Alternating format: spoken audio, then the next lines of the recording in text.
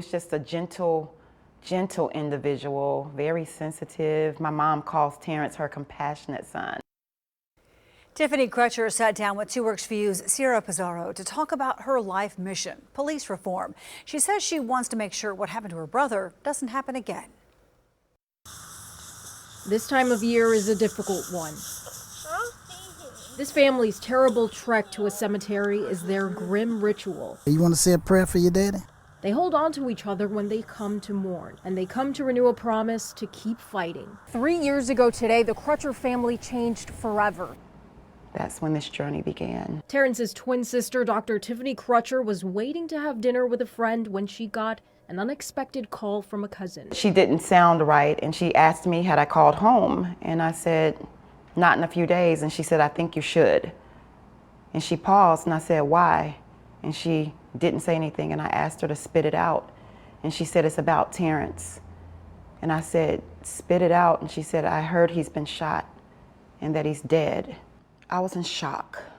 I was in shock, especially when they told me it was the police. Crutcher shot and killed by then Tulsa police officer Betty Shelby. A toxicology report revealed Crutcher had 2 hallucinogenic drugs in his system, including PCP, which was also found in his vehicle. He was unarmed. When the shock wore off, Tiffany Crutcher says her mind went to Florida, Ohio, and Missouri. I was very empathetic to Sabrina, Trayvon Martin's mom, and Michael Brown's mom, Leslie, who are now good friends of mine, and Tamir Rice's mom. And, you know, we would often talk about these injustices, but I never thought that my family would be on the other side going through the same thing. Terence Crutcher turned 40 a month before his death and was ready for what the next 40 years would bring. He was excited, and he told me that he was going to make me proud.